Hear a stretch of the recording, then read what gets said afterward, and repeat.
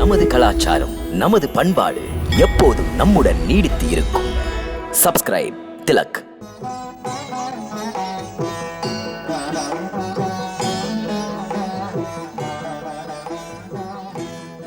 நாராயண நாராயண. அகில உலகங்களையும் படைத்தளிக்கும் வணக்கத்திற்குரிய பிரம்மதேவருக்கு உங்கள் மைந்தர் நாரதனின் பல கோடி வணக்கம். நலம் உண்டாகட்டும். மைந்தா, ஆழ்ந்த சிந்தனையில் இருக்கிறாயே, என்ன காரணம்? காரணங்களை சொல்ல வேண்டும் என்றுதான் தங்களிடம் ஓடோடி வந்தேன். என் சந்தேகம் தீர உங்களுடைய அறிவுரைகள் உங்கள் மைந்தனுக்கு என்று தேவைப்படுகிறது. கேட்க வேண்டியதை கேட்கலாம் மைந்தா நாரதா. சிருஷ்டிப்பவரே, பூலோகத்தில் 12 ஆண்டுகளுக்கு ஒரு முறை ஹரித்வாரில் கும்பத் திருவிழா நடைபெறுகிறது. அத்திருவிழாவுக்கு முனிவர்கள், சித்த புருஷர்கள் சூட்சும ரூபத்தில் வருகிறார்கள். அவர்களை தரிசிப்பதற்கு ஆர்வம் மிகுந்து நான் பூலோகம் சென்றேன்.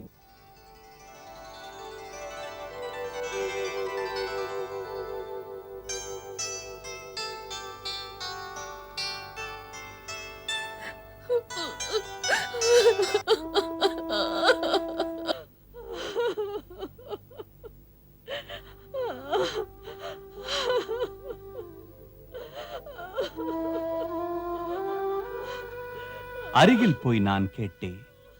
அப்போதுதான் புரிந்தது அவர்கள்தான் பக்தி மாதா என்று. கலியுகத்தின் பாதிப்பால் அந்த தாய் அழுது கொண்டிருந்தாள். அந்த தாயின் அருகிலே ஞானம், வைராகியம் என்ற 2 மைந்தர்களும் தரையிலே கிடந்தார்கள். கலியுகத்தின் பாதிப்பினால் அவர்கள் தாயை விட முதுமையடைந்து பார்க்க பரிதாபமான தோற்றத்துடன் இருந்தார்கள். பாவம், இவர்களுக்கு இப்படி ஒரு நிலை. தர்மம் தடுமாற கலியுகம் ஆரம்பித்ததால் உலகத்தில் நெறிமுறையே கெட்டழிந்து எங்களுக்கு இப்படி ஒரு நிலை வந்தது. தாய் ஒருவளின் கடமை தான் பெற்ற 2 பிள்ளைகளை சீராக்க நினைத்து அலைந்து இந்த நிலைமைக்கு ஆளாகி, முனிவரே, ஏமாற்றங்களை எப்படி சொல்ல? பாவம், எனது பிள்ளைகள் அதே நிலை மாறவில்லை. நாரத முனிவரே, இதற்கொரு உபாயமே இல்லையா?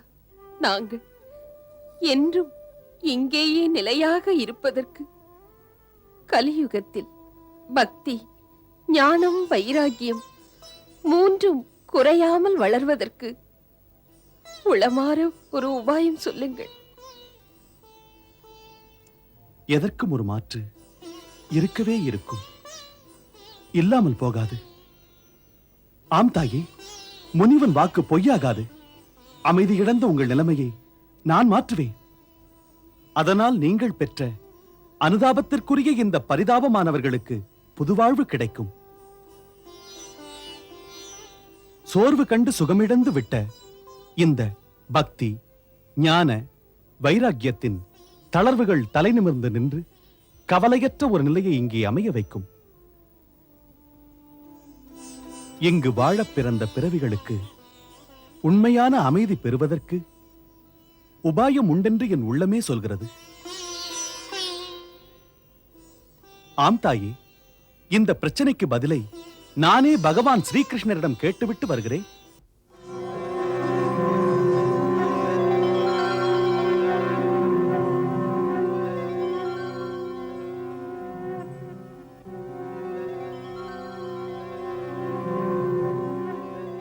சொல்லுங்கள் தேவரிஷி. பிரபு, உங்கள் திருவடிகளை வணங்கத்தான் வந்து கொண்டிருக்கிறேன். உளமாற வரவேற்கிறேன். இங்கு வந்த விஷயம் என்ன? பிரபு, இப்படி கேட்கலாமா? முற்றும் உணர்ந்து கொண்டு முனிவனை கேட்கிறீர்களே. ஏ பக்தவத்சலா, தாம் அறியாததா? இன்று பக்தி மாதா அங்கே கலியுகத்தில் கண்ணீர் வடிக்கிறார். பூமியிலே தர்மங்கள் நிலைகுலைந்து விட்டன. எங்கு பார்த்தாலும் பாவங்களும் வன்முறைகளும் வரம்பு மீறல்களும் மலிந்து விட்டன.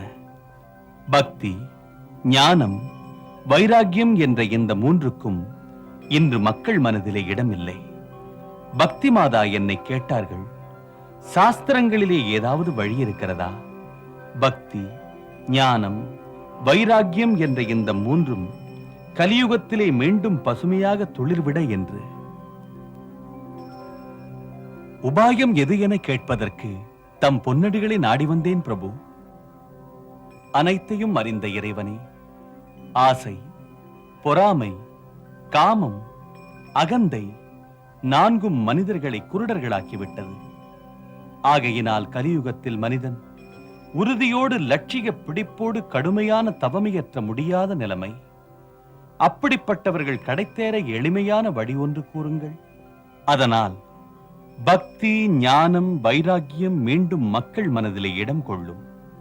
இந்த கஷ்டமான கலியுகத்திலும் கூட மனிதர்கள் மனிதர்களாக வாழ்வார்கள். அன்புக்கு ஆட்படும் கிருஷ்ணா, போதும் இந்த லீலைகள், காப்பாற்றுங்கள்.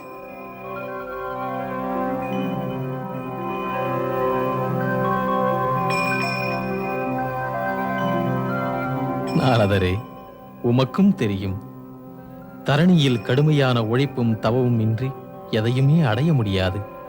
பிரபு, மன உறுதியோடு நான் தவம் புரிகிறேன். மனக்குழப்பம் என்னை ஆட்டிப்படைக்கிறதே.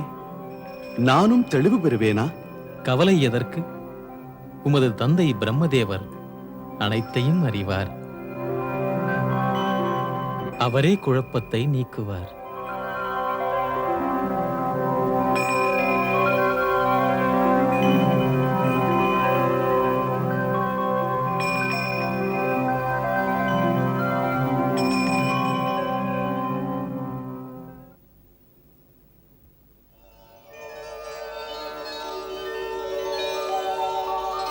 பகவான் ஸ்ரீகிருஷ்ணரின் அறிவுரை கிணங்க மனத்தெளிவு தந்து ஆசி வழங்குவீர்கள் என்று நம்பி நான் இங்கு வந்தேன். நாரதா, கலியுகத்தில் நலம் தரும் நல்லதொரு வழி, நம்பிக்கைக்கு உரிய வழி, ஒரே வழி பாகவத புராணத்தை எடுத்துச் சொல்வதுதான். அதன் மூலமாக பகவான் ஸ்ரீ கிருஷ்ணரின் லீலைகளை பாடுவது, வாயினிக்க படிப்பது, காதார கேட்பது, இவைகள்தான் முக்திக்குரிய ஒரே வழி. பிறவி எடுத்த ஒருவன் கடந்த பிறவிகளில் செய்த புண்ணியங்களால் இந்த பிறவியில் பாகவதம் படிக்க கேட்டு ஸ்ரீ கிருஷ்ண பகவானின் லீலாமிருதத்தை பருகும் பாக்கியம் பெறுகிறான். பாகவதமே பக்தி யோகம். இதன் வாயிலாக ஸ்ரீ கிருஷ்ண பக்தி எனும் அமர கங்கை அனைத்துலகிலும் பரவுகின்றது.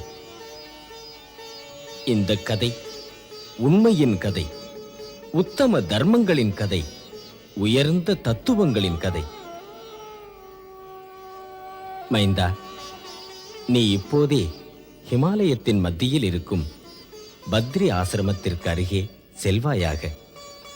அங்கு பிரபுவின் ஒலி வடிவமான ஓங்கார நாதத்தை தியானம் செய்தால் உனக்கு அவர் தரிசனம் கிடைக்கும். இந்த மகத்தான சாதனையை நீ நிகழ்த்தினால் அந்த பக்தி மாதாவும் அவருடைய மைந்தர்களான ஞானமும் வைராக்கியமும் நலம் பெறுவார்கள், பேரின்பம் அடைவார்கள். ஆகட்டும் தந்தையே.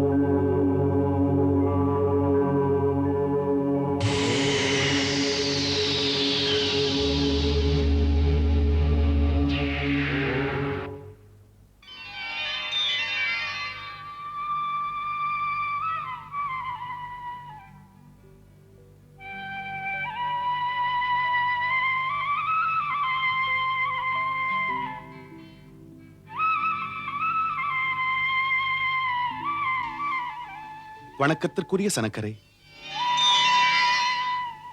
சனந்தரரே, சனாதரரே, சனத்குமாரரே, நால்வரின் திருவடிகளை நாரதனாகி உங்களின் தம்பி பக்தியோடு வணங்குகிறேன். தேவரிஷியே, உன்னை வாழ்த்துகிறோம்.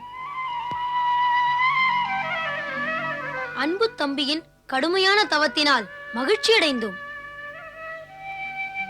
உனக்கு என்ன வேண்டும்?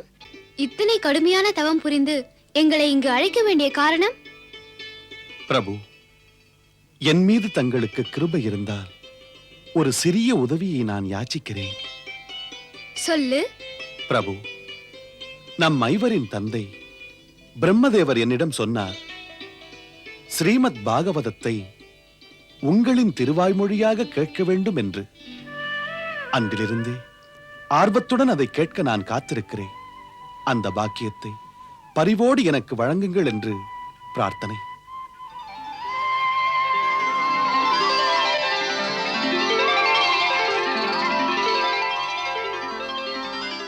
நாரதா, சிறப்பானதையே கேட்டாய். தம்பி, உன் உணர்வை பாராட்டுகிறேன். ஸ்ரீமத் பாகவதத்தில் பகவான் ஸ்ரீ கிருஷ்ணரின் லீலைகளை அற்புதமாக சொல்லியிருக்கிறது.